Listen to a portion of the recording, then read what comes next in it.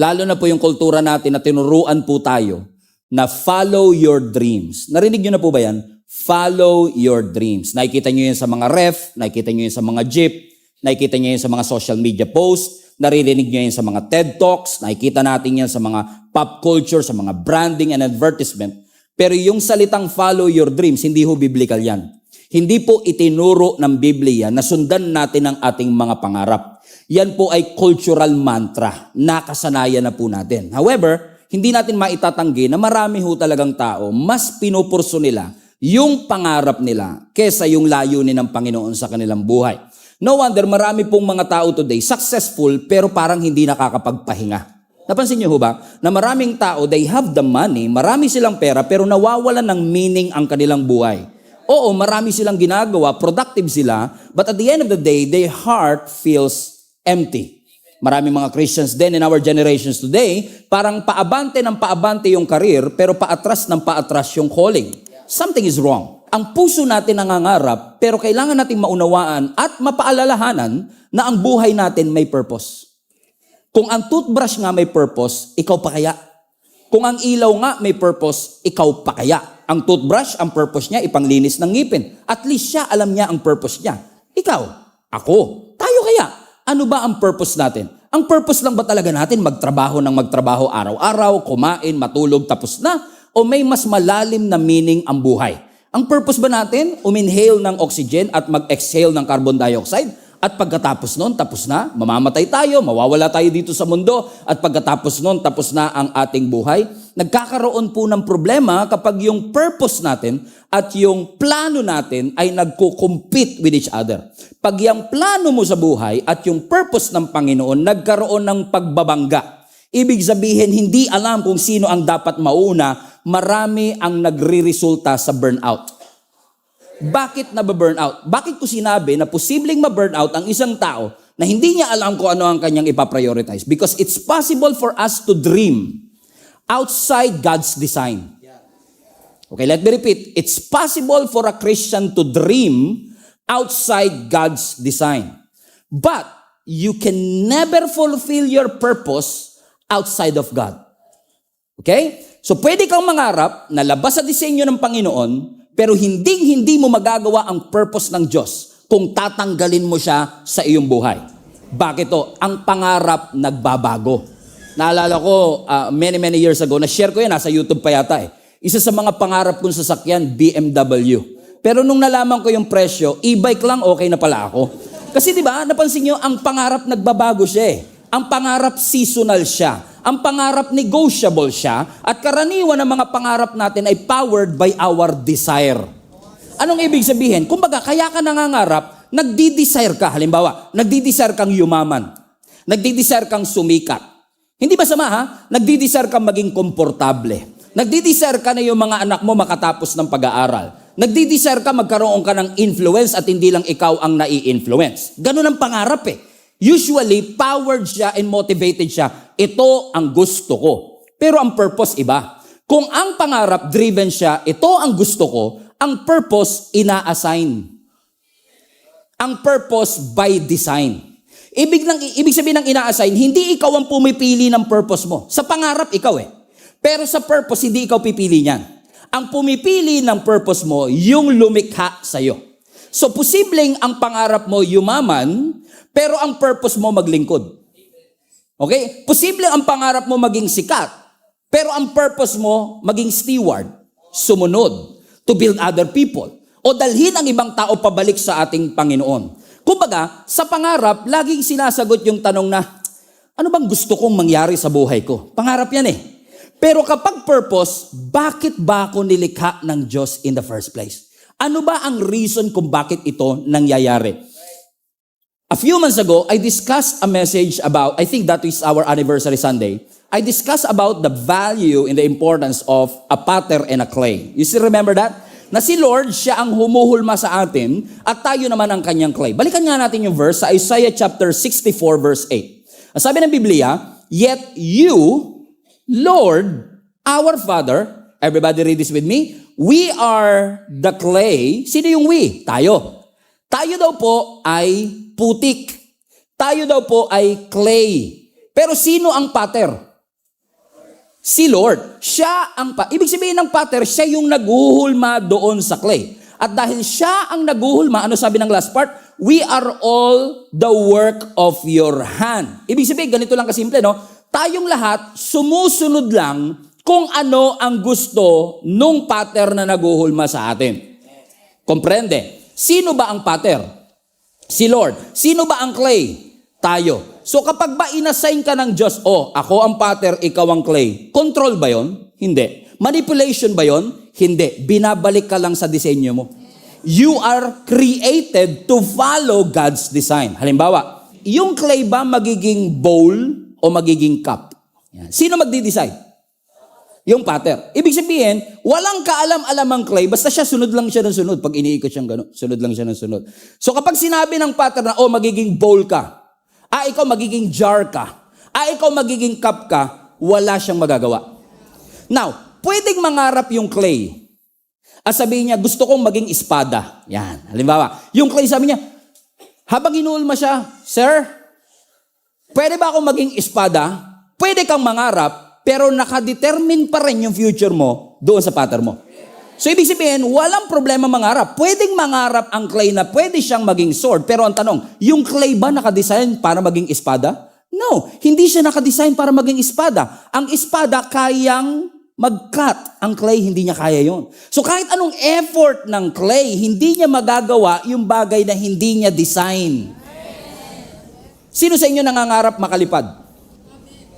Sarap nun, di ba? Kung magkakaroon ka ng superpowers, isa sa mga superpower ko, Pastor, gusto kong makalipad ako. Pero ang tanong, pangarap mo makalipad, gusto mong makalipad, pero nakadesign ka ba para lumipad? Hindi. So kapag tinangka mong lumipad, hirap ka. Imposible pa nga eh. Tama, andyan pa ba kayo? Tama. Pero yung hirap ka, madali sa ibon. Kasi yung ibon, design talaga siya para lumipad. Meron na ba kayong nakitang ibon na nag-enroll sa flight school? Halimbawa, gusto kong matutong lumipad. Okay? Paglipad 101. Ayan. May ganyan ba? May lesson ba ang ibon para sa... Wala. Kumbaga, nung ipinanganak siya, kahit hindi niya pa na-try lumipad, once na pinakawalan siya dahil built-in sa kanya yun. Effortless ang paglipad. Halimbawa, ang isda, design siya para sa tubig. Wala kang makikitang isda na nag-e-enroll sa swimming school. Walang isda na nag-swimming lesson. Lahat ng isda, naturally, based on design, bigla na lang silang lumalangoy. So, ibig sabihin, kung ang ibon lumilipad, ang isda lumalangoy, hindi mo pwedeng pagbaliktarin. Bakit? Ang isda, unless flying fish, pwedeng makalipad, pero for a while nga lang eh. Pero yung ibon, hindi mo siya pwedeng palanguyin at hindi siya makaka-create ng hininga doon. Pero pagkapaliparan ng usapan at ibong ka, kayang-kaya ko yan. Pero kung palanguyan ng usapan at isda ka, walang problema. Bakit? You don't try to become what you already are. Hindi mo ini-effort na matutong lumangoy kung dinisenyo ka talaga ng Panginoon sa tubig. Naunawaan niyo sinasabi. Bakit? Depende sa design ng Diyos. That is why, kapag may design, ibig sabihin may designer.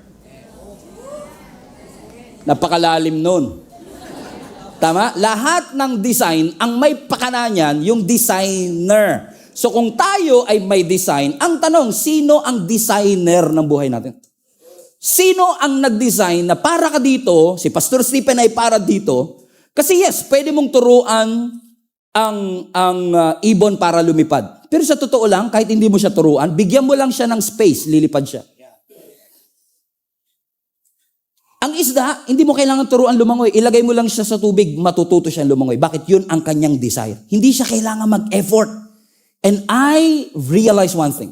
Kaya maraming tao ngayon ang pagod, anxious, pressured, hindi dahil mahirap ang buhay. Kaya tayo pagod, kaya tayo pressured, kaya tayo anxious, kasi kumikilos tayo na labas sa design ng Diyos. At pag kumilos ka na labas sa design ng ating Panginoon, kahit mag-effort ka, kung hindi mo yung design, hindi mababago ang function mo. Kahit na mag-aral ang ibon lumangoy, kung hindi yun ang design niya, hindi siya makakahinga sa ilalim ng tubig. Kahit na ang isda, mag-aral pa siya ng 4 na taong kurso, kung paano siya lilipad, kung hindi niya design yun, hindi niya magagawa. At kahit Kahit anong pilit mo, anak, kahit anong pilit mo, kapatid, kung hindi ka dinesign ng Panginoon kumanta,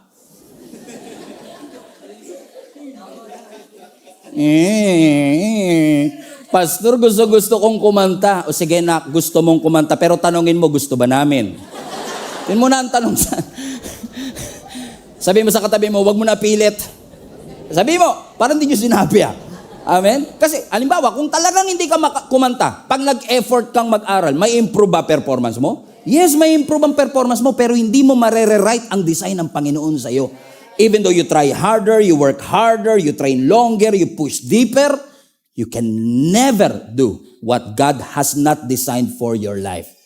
Kaya kung maraming mga tao ngayon ang pagod, pressured, and anxious, not because life is hard, but because you are operating beyond God's design, posible kaya mga kapatid na maraming tao these days na pagod na pagod. May mga kalala ba kayong ganyan na pagod?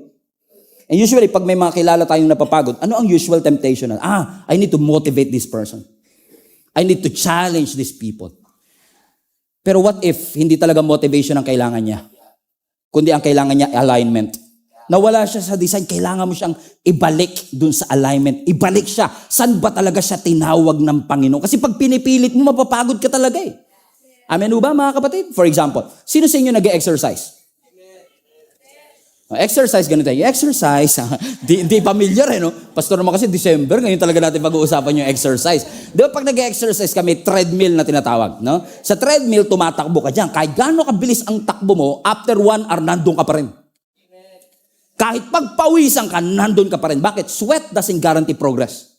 Sweat doesn't give you direction. Hindi porket pinagpawisan ka dahil sa effort mo, mabibigyan ka niya ng direksyon. Hindi porket pinagpawisan ka dahil sa effort mo, ay aabante ka na. Bakit? Hindi siya designed for that.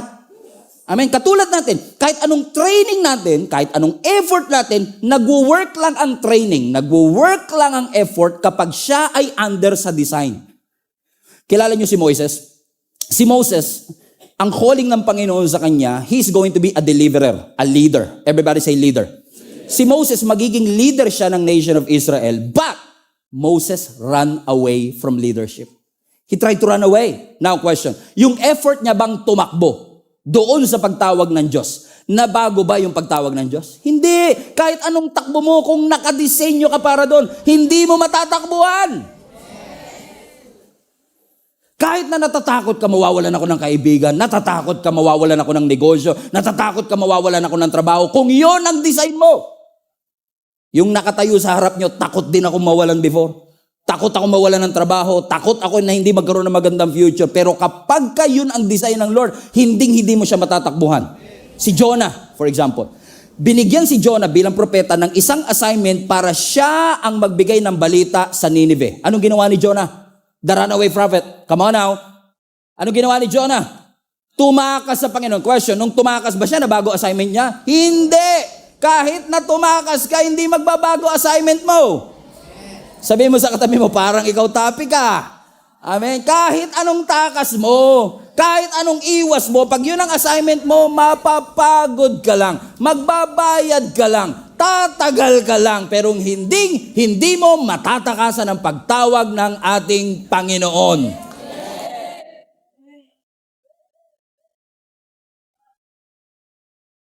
Kahit ikaw si Usain Bolt at ikaw ang may pinakamabilis sa pagtakbo, hindi mo mauunahan ng Diyos. Si Peter, he catch the fish all night, effort, but he caught nothing. Why? Without the presence of God, walang bunga lahat ng ating ginagawa. Even if your effort can make you successful, only God's purpose will give you fulfillment. Samson. Si Samson, binigyan siya ng Panginoon ng mandato to be a deliverer. Siya ang gagamitin ng Lord to deliver the nation of Israel against the Philistine. Pero may ibang pangarap si Samson. May purpose siya. Anong purpose niya? Be a deliverer. Pero ano ang pangarap ni Samson? Gusto niya babae. Di si Samson, naghanap ng maraming babae. Kasi gusto niya pleasure. Pangarap niya maging lover boy. Samson the lover boy. May pagmamalaki naman kasi physically talagang malakas Ang mga babae, impress sa kanya, pero yun ba ang purpose kung bakit siya pinalakas ng Panginoon? para lumapit ang babae sa kanya? Hindi. Kaya siya pinalakas ng Panginoon para maging tagapagligtas. Hindi para ikulong ang iba sa kanyang pag-ibig at pagmamahal. Medyo corny yun, pero sige, tinawanan nyo naman. Pasok na rin. Amen? Bakit? Nangarap siya ng pleasure, nangarap siya ng admiration, nangarap siya na siya magkocontrol sa kanyang buhay. Binigyan ako ng Lord ng kakaibang lakas, pero gagamitin ko to sa iba. E ano nangyari? Alam natin ang sinabi ng storya, di ba? Judges chapter 13 hanggang 16. Ano sabi ng scripture? Nung ginupit ang buhok ni Samson, birth paid ba yan, sir? Birth paid pa yan. Birth paid pa rin to. Nung ginupit ang buhok ni Samson, ang sabi ng Bible, nawala sa kanya ang kanyang lakas. Pero ang question, nasa buhok ba talaga ang kanyang lakas? Hindi. Kasi, kaya siya nawala ng lakas, hindi dahil umiksi ang kanyang buhok, kundi dahil iniwanan siya ng presensya ng ating Panginoon. Bakit? Kakahabol niya ng gusto niya, nawala sa kamay niya yung tunay na kailangan niya. Presence of God. What good is it that you gain the whole world, but forfeited your own soul? What good is it na nakuha mo lahat ng magagandang bagay sa mundo? Nabili mo ang pinakamahal na kama, pero hindi ka pa rin makatulog. Ang dami-dami niyong pagkain, wala kang gana. Why? Because food doesn't guarantee appetite. A good bed doesn't guarantee a good sleep. Vacation doesn't guarantee rest. Lalo pag ikaw magbabayad, hindi ka talaga mapapahinga. Kasi maya't maya, pambayad. Sabi mo sa katabi mo, vacation pa more. Amen? Because he chased what he wants, he loses something that is important to him. And that is his calling, his purpose. And that is the presence of God. Ba't pa kasi ang Panginoon, Pastor, nakikialam pa sa mga plano ko sa buhay? Ba't hindi na lang tayo hayaan ng Diyos na mag-succeed using our own terms? Ba't pa kailangan ng Diyos makialam sa mga plano ko sa buhay? First things first, sino nagbigay ng hininga sa'yo? Kasi minsan, nakakalungkot minsan huwag kayo magalala, hindi kayo taga ibang location, taga ibang bansa. Kasi mga nandito ngayon, mga sobrang lapit nyo kay Lord, candidate kayo sa kanang kamay ni Lord. Sobrang bait ng buhay ninyo, na hindi kayo nagkakamali. Na minsan si Lord, ginagawa nating alternative. Yung parang, Lord, ito na schedule ko sa 2026, singit ka na lang kung kailan mo gusto. Hindi sinabi ng Bible, i-add mo si Lord sa schedule mo. Ang sabi ng Bible, seek Him first. Okay? And all these things. You have to understand something, mga kapatid, and I say this with love and humility. Life is more than just work. Ang buhay hindi puro trabaho lang. Hindi puro tulog lang. Ano kapag ang buhay mo puro trabaho pero walang meaning? Mapapagod ka. Mapapagod ka. Kailangan lahat ng ginagawa natin may rason. Lahat ng ginagawa natin may meaning. Kasi pag may meaning ang isang bagay, na-appreciate mo. Pag may meaning ang isang bagay, may malalim na dahilan. At pag may malalim na dahilan, kahit pagod ka, ipahinga mo, babangon ka. Pero pag exhausted ka na, pag empty ka na, yun ang pinakadelikado sa lahat. Pag empty ka na, mahirap na yun eh. Kasi wala ka ng drive, wala ka ng soul, wala ka ng motivation that you forfeited your own soul. And don't think for a moment na kapag may hiningi ka sa Diyos at hindi niya binigay, sasabihin mo kaya hindi binigay ni Lord yun, baka masyadong malaki yung dreams ko. No, God is not intimidated with your big dreams. Walang pangarap ang tao na mas malaki pa sa ating Panginoon. Kahit yung pinakamalaking pangarap mo, maliit yan sa harapan ng Panginoon. Kung maliit lang pala, Pastor, ba't di binibigay ng Diyos? Hindi binibigay ng Diyos yan dahil masyadong malaki para sa Kanya. Hindi binibigay yan kasi masyado siyang maliit kung ikukumpara sa purpose mo. Sabihin mo sa katabi mo, don't settle for less. Anong ginagawa natin? Habol tayo ng habol sa mga pangarap natin. Napansin niyo ba yung pera kapag hinahabol niyo, lalong tumatakbo? Tuwan-tuwa ka, sabi mo, malapit na yung 13-month pay. Wala pang 13 hours. Ubus sa at least dumaan, Pastor. Kakahabol mo ng pangarap mo, mag-isa ka na lang, sino magsusustain sa'yo pag nagsosolo ka kakatupad ng pangarap mo? Akala mo ba madaling tuparin ang pangarap? Hindi madaling tuparin ang pangarap. Kaya nga po siya pangarap eh. Hindi siya madaling tuparin. So kung tutuparin mo siya mag-isa, pag kailangan mo ng tulong, sino tutulong sa'yo? Wala. Mag-isa ka. Sino magsusustain sa'yo ngayon? Mag-isa ka din. Pero pag ang pinurso mo purpose, God is committed to have a responsibility for your future. So, hindi ikaw magsusustain sa sarili mo. Ang Diyos mismo ang magsusustain sa iyo. Amen? I did not do this in previous service and I've done this illustration a lot of times, but I will do it anyway. Okay? Kasi ang mga pastor naman paulit-ulit. If you have a Bible, open to Psalm 23 verse 6. Ang sabi ng scripture doon, blessings and mercy shall follow you all the days of your life, and you shall dwell in the house of the Lord forever. Blessings and mercy. Sino sa inyo gusto nyo ng blessing? Ulitin ko, sino sa inyo gusto nyo ng blessing? Sino sa inyo gusto nyo ng mercy? O dahil gusto mo ng blessing, hinabol mo. Gusto mo ng blessing, pinangarap mo. Pero yun ba ang design? Sabi ng Bible, blessings and mercy shall follow you. For example, si Jenny tawagin ko, pinakamaganda babae sa balat ng lupa.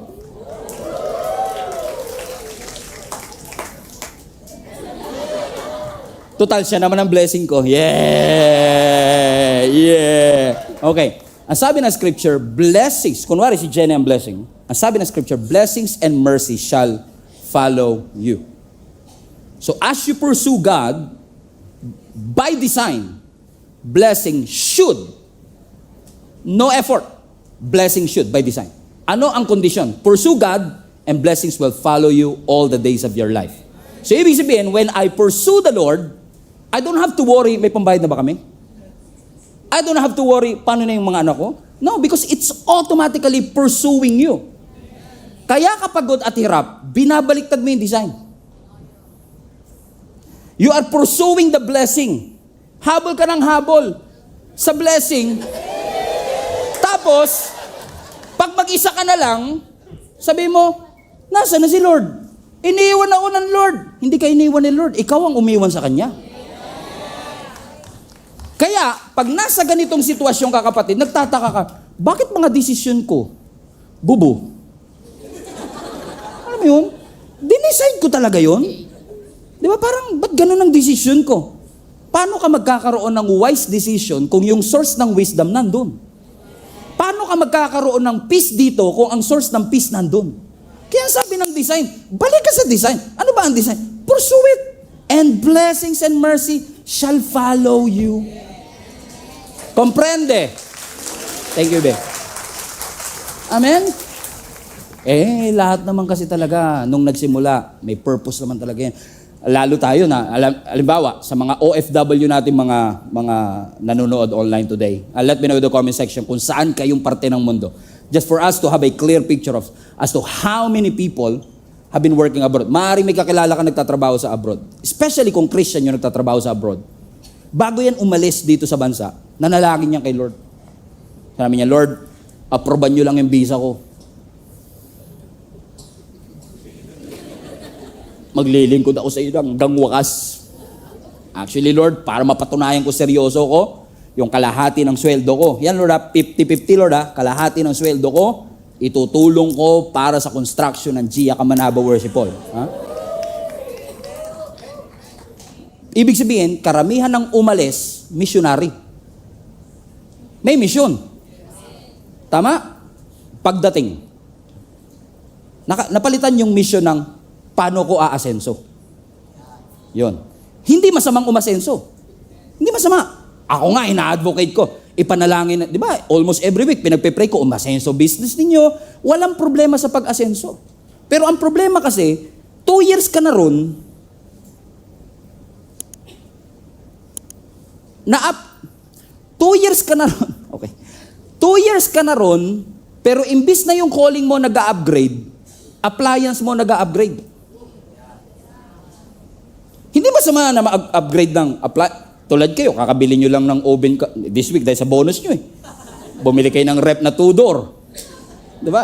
Walang problema. Pero teka lang, ano ba talaga ang purpose? Ba't mo siya pinag-pray in the first place? Hindi ko kasi nung nangako ka naman kay Lord, wala naman ako dun eh. Kaya ikaw lang naman yung nangako. Hindi kita pinilit na mangako kay Lord. Ikaw ang nangako kay Lord. Sabi mo, Lord, ibibigay ko ang buhay ko sa iyo. Kaso, pagdating doon, nakalimutan mo na yung assignment mo. Nakalimutan mo na ang purpose mo, why you are there in the first place. Kaya parang dati, hindi kayo tatagayban church to, no? Kaya parang sinasabi mo, Lord, gamitin mo ko, Lord, gamitin mo ko. Nung meron ka na ng mga pangarap mo, Lord, i-maintain mo to, Lord, i-maintain mo to. Pero where was God when you are planning for all of these things? Was that even included? For example, dito sa church, may mga sitwasyon dito na minsan magtataka ka talaga. Talagang totoo yung love is blind eh. Alam niyo ibig sabihin? Pag kinilig talaga, hindi na nakikinig. May kilala ba kayong gano'n? Yung pag kinilig na, wala nang kinig-kinig yan. Tuloy yan, tuloy, di ba? So, dito, talagang minsan alam mo yung mga red flag na, alam mo na ano di ba? May problema, yung ganyan. Pero minsan, pag in love ka, di mo napapansin yun. Kaya kailangan mo ng mga kaibigan na magsasabi sa'yo na, hinay-hinay ka, pag-pray mong mabuti yan. Pero ano mangyayari? Dahil mahal na mahal mo, hindi ka makikinig. Tituloy ka, bam, mahal mo eh. After 6 months, nag-break kayo. Niloko ka. Aroy. Aray mo. Bakit ko sinabing aray mo? Kasi pag nasaktan na broken heart, yung nakalimutang leader, babalikan. Pastor, heartbroken ako. Kung ako yon, ang sarap sabihin, nung kinilig ka, di ako kasama. Tapos ngayong heartbroken ka, sasama mo ako. Bala ka dyan. Bakit? Minsan tayo, pag nagpaplano, may sarili tayong mundo. Pero pag may problema, Lord, nasan ka? Yun ang problema. Yan ang problema. Tingnan mo katabi mo, duguan na eh. O naalala nyo po noon, marami sa inyo dito, dati kayo nanonood sa live stream. Dumaan ang video ng Gia Kamanaba. Kaya napanood ninyo, one day sinabi nyo, ay may simbahan pala doon sa Caloocan, aatin ako. Noon, naalala nyo pa, nung hindi ka pa umaatin, dito, in person, nanonood ka ng live stream. Kada post, share. Pam. Kada may post, pupusuan mo yan. Pam. At kahit online yung service, nanonood ka lang online ha, yung puso mo, present na present. Present eh. Tapos nakaating ka in person. Present ka na ngayon in the flesh, pero absent naman yung commitment. Something is wrong. Napansin nyo? May nagbabago eh. Question, nagbago ba sa service natin? Sunday pa rin naman tayo. Walang nagbago sa service. Ibig sabihin, walang nagbago through the years. Ay, meron pala. Yung priority mo. Nagbago. Nakalimutan na natin. Sabi ng Bible, seek first His kingdom and His righteousness, and all these things shall be added unto you. Alam niyo, ina-expect ko na yung message na to, hindi amenable. At pwedeng sasabihin nila, Pastor, minsan ka na nga lang nandito. Yan pa yung message mo. Pero tatay niyo ako eh. Responsibility kong paalalahanan kayo na meron kayong layunin at meron kayong purpose sa inyong buhay. Naalala mo nung hindi ka pa naglilingkod kay Lord, sabi mo, Lord, kahit anong role. Sige, Lord, bibigay ko. Tapos nung may role na, masyado naman demanding tong role na to. Lord, kahit saang ministry. Nung nasa ministry na, matagal pa ba yan? Because somewhere along the way, nakalimutan natin na kapag naglingkod, may sakripisyo. Nakalimutan natin. Akala natin comfortable lahat. Akala natin mabait ang lahat. Naalala mo dati, hindi ka uma-absent sa church. Hindi ka uma-absent. Sabi mo, pag God first. Di ba, naalala mo yun? Sabi mo, sarado ang tindahan pag Sunday. Kasi para kay Lord to. Outing, di ko mag-outing. Sunday. Kayo yun ha, kayo yun. Huwag niyo ako damay. Di ba? Ikaw naman nangako nun eh. Diba? Pero recently, di ba, napapansin mo, diba, pag may mga long weekend. Diba? Sabi mo, maganda magbakasyon dito ah. Hindi masama. Pero minsan, di ba, family first eh. O di nasa family na. Di nandun ka na sa resort, di ba? Say, woo! Habang nagagaganong ka, kami dito, nakaganon, di ba? Kami rito, nag-worship, ikaw, ganun-ganun ka sa swimming pool, di ba? Saya mo eh! Di ba? Hindi natin pinipigilan. Kasi nga, pamilya yan eh. Di ba? Walang problema. Lalo kung yan lang talaga oras ninyong pamilya eh. Pero alam mo na ang services natin every Sunday, 5 yan sa online. Meron pa yung Monday ng gabi. So alam mo may oras ka pag Monday, tapos na yung outing nun ah. May internet? Meron. May access? Meron. Ano wala? Eagerness. Yun yung nawala. Hindi na nagbago yung church eh. Ang nagbago yung eagerness, nagbago yung priority. Sabi nga nila, pag gusto, Pagkaayaw, ako ba nagsabi? Kayo nag-fill in the blanks. Amen. Sabihin mo sa katabi mo, ikaw talaga target ni Pastor today. Oh. Yung katabi mo, dati nag-a-adjust pa yan. Pag Sunday, di ba, sabi niyo, yun. Pero ngayon, wala. Pwede mo ba sabihin, nanlamig ba siya, Pastor? Hindi naman siya nanlamig kay Lord. Masyado lang napasarap yung pahinga. Oh, bakit ko sinasabi? Tatandaan niyo to mga anak. Ha? Ang backsliding, pag sinabing backsliding, yung pagbalik mo sa lumang buhay, ang backsliding hindi nagsisimula sa rebellion. Walang nag-backslide, rebelde ka agad. Walang ganun. Karamihan ng nagba-backslide, if not lahat ng nagba-backslide, hindi rebellion ang simula. Ang simula, neglect. Kapabayaan. Yung dating importante, hindi na masyadong importante sa kanya ngayon. So anong ibig ko sabihin? Hindi ka naman biglang tumalikod sa Lord. Hindi ka biglang nawala sa Panginoon. Unti-unti mo lang tinigil yung dating ginagawa mo para sa Kanya. Kaya ang sabi ni James, are you still with me? Sugatan ah. Kaya ang sabi ni James sa James chapter 4, now listen, verse 13. Giya kamanaba, makinig kayo. Lahat ng mga tao na nagsasabing, ngayon o bukas, pupunta kami sa Thailand. Pupunta kami sa Japan. We will spend a year there. We carry on with our business and to make money. Verse 14. Bakit?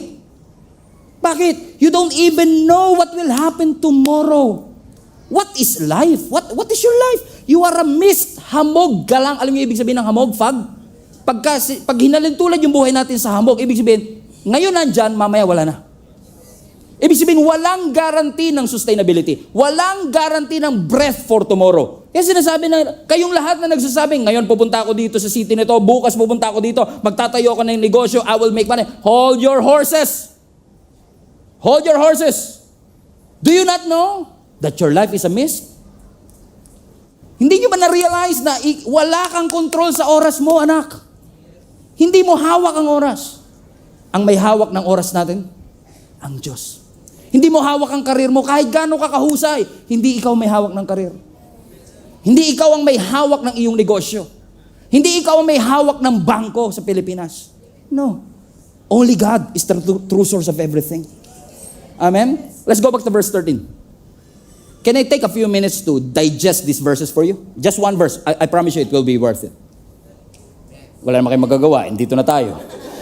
Diba? So pasinin nyo to. Now listen, you who say today or tomorrow, we will, highlight this part, we will go. Everybody say we will go. So sasabi ni James, kayong lahat na nagsasabi ngayon, gagawin namin to, bukas, gagawin natin. Bukas, dito kami pupunta. We will go. Everybody say, we will go. What does it imply? We will go. It implies what? Movement. Gagalaw ako. Pupunta ako dito. Sabi niya, we will go. Pero ang sinabi ng scripture, we will go. Depends on kung iaalaw ni Lord. Hindi, no? Sabi lang, we will go. So, ibig sabihin, yung kanyang direction ay self-initiated. Ako nag-initiate kung saan ako pupunta. So, ano naging basis ng decision? Preference. Ano naging basis ng decision? Opportunity. Ano naging basis ng kanyang decision? Ambition. Discernment. Pag tinignan mo, we will go, mukhang confident. Pero may submission ba? Come on? May submission ba kay Lord? No. Next, we will go to this or that city and spend, highlight this part, spend a year there. Ano ibig sabihin ng spend a year? Bakit hindi sinabing spend month or I will spend my day there? So the fact na sinabi niyang, I will spend a year there, ibig sabihin ginagaranti niya buhay pa ako after 1 year.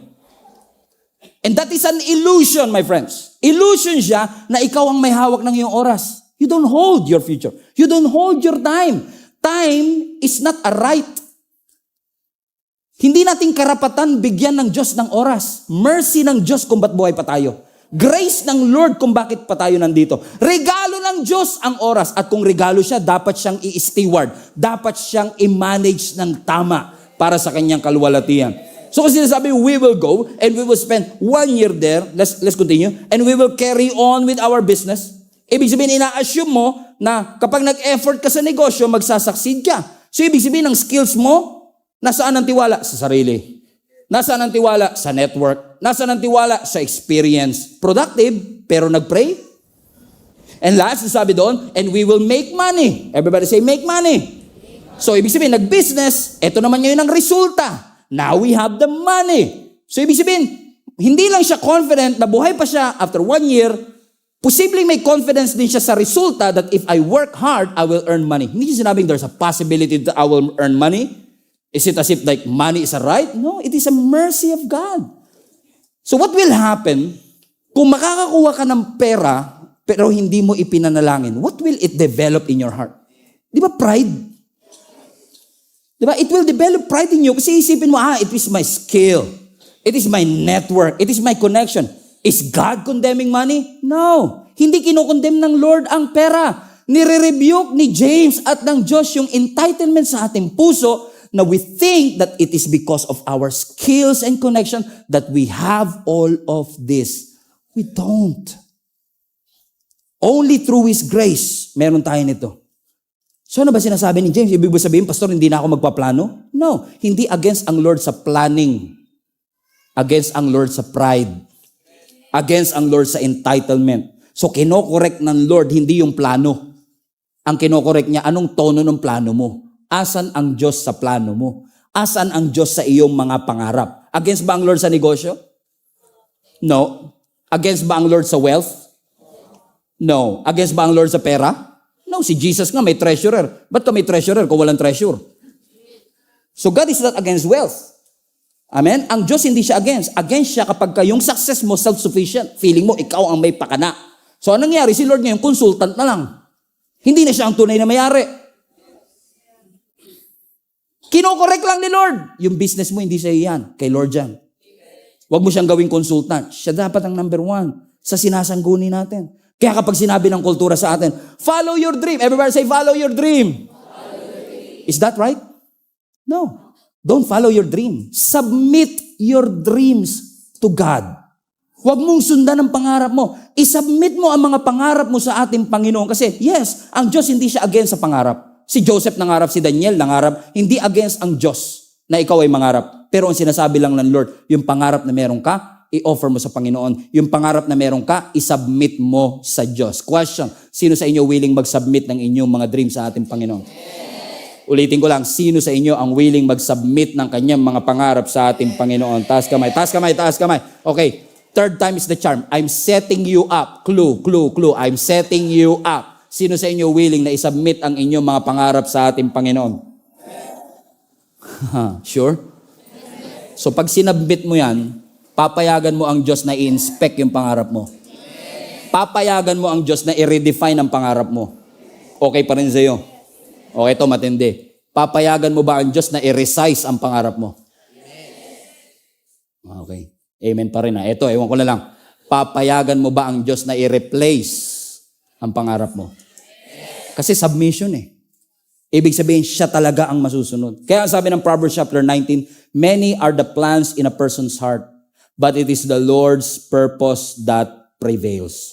Many are the plans in a person's heart, but it is the Lord's purpose that will prevail. Maraming plano yung katabi mo para sa 2026. Nagpaplano na yan magpakasal.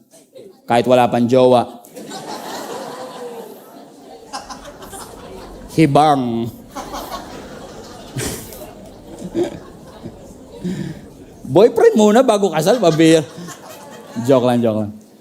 Nagpaplano tayo para sa 2026. Kaya sabi ng scripture, many are the plans in a person's heart, but it is the Lord's purpose that will prevail. Look at the screen.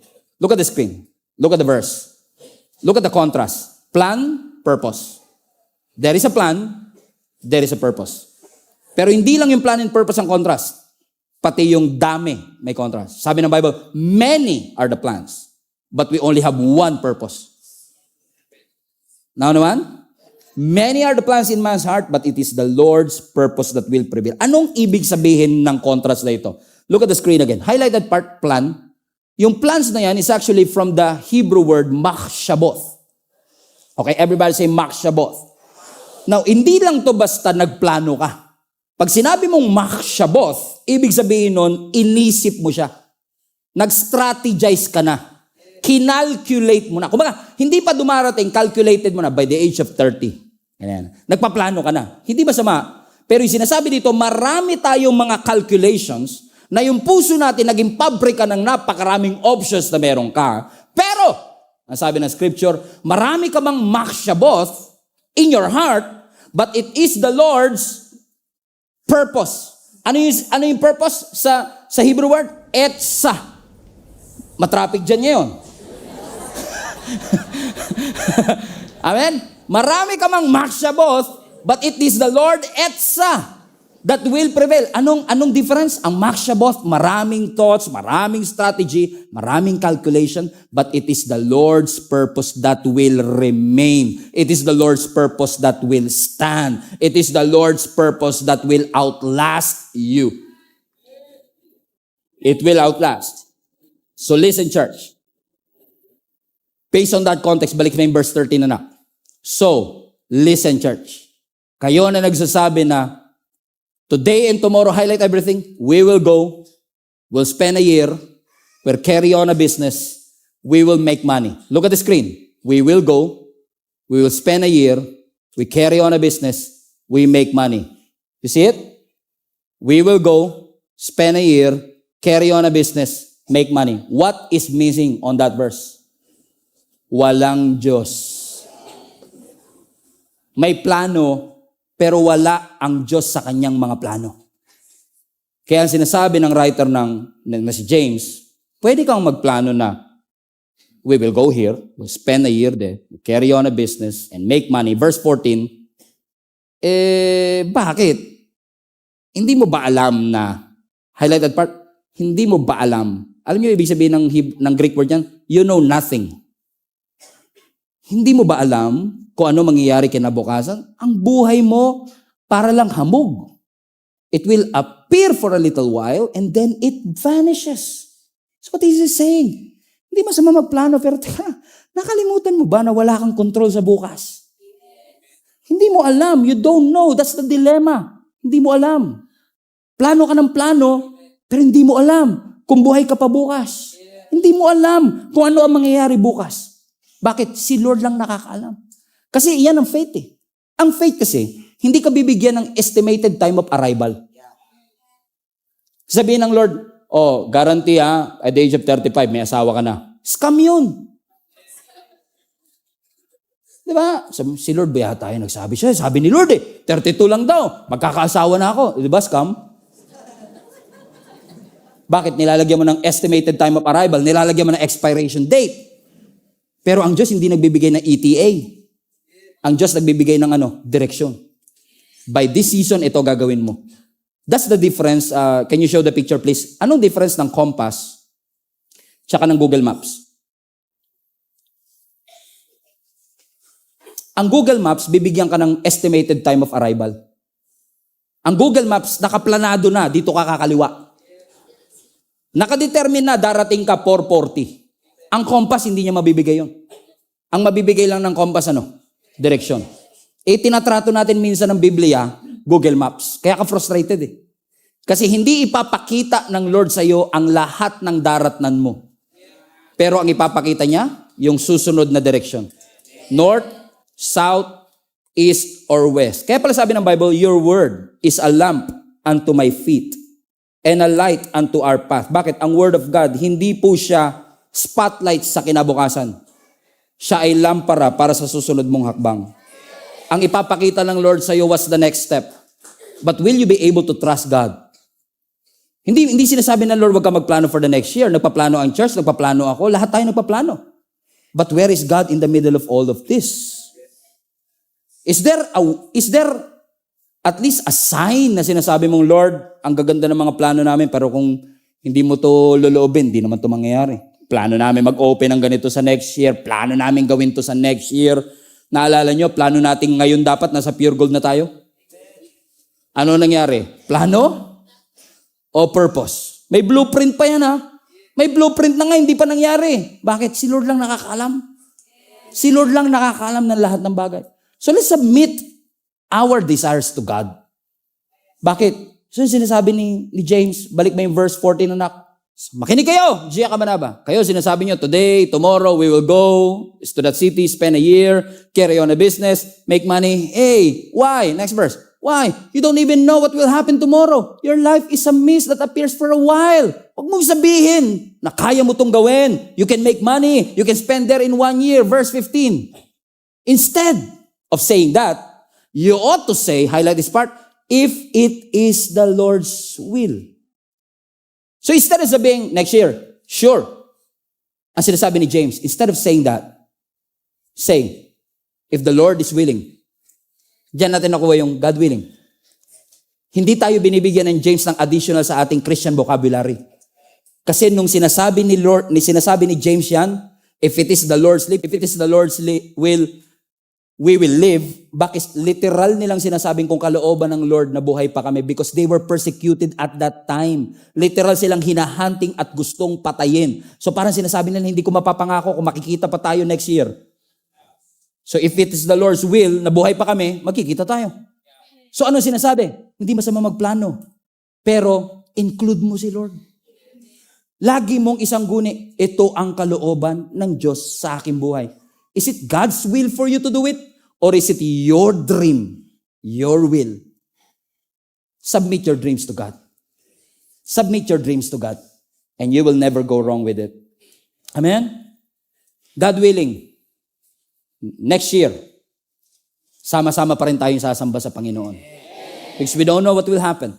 Ang alam lang natin, loobin ng Diyos, lahat tayo sama-samang sasamba at magpupuri. Loobin ng Diyos, makakapagtapos ng pag-aaral yung mga anak next year. Loobin ng Diyos, masisimulan yung negosyo next year. Loobin ng Diyos, may malaking project na darating sa iyo next year. Loobin ng Panginoon, magkakaroon ng financial breakthrough ang iyong pamilya. Loobin ng ating Panginoon, yung iyong mga pangarap na namatay, ibabalik ng Panginoon into life. Loobin ng ating Panginoon, makakapaglingkod ka sa ating Panginoon in a whole different level. Loobin ng ating Panginoon, magiging pastor yung katabi mo. Hallelujah. Loobin ng ating Panginoon. Amen. Loobin ng ating Panginoon, ang ating simbahan will continue to grow like never before. Loobin ng ating Panginoon, may pagkain pa rin tayo sa ating hapagkainan. Loobin ng ating Panginoon, walang magkakasakit sa atin sa linggong ito. Loobin ng ating Panginoon, may mga gagaling sa cancer. Loobin ng ating Panginoon, tinaningan ka na ng doktor, pero ang Diyos will heal and sustain you. God, if the Lord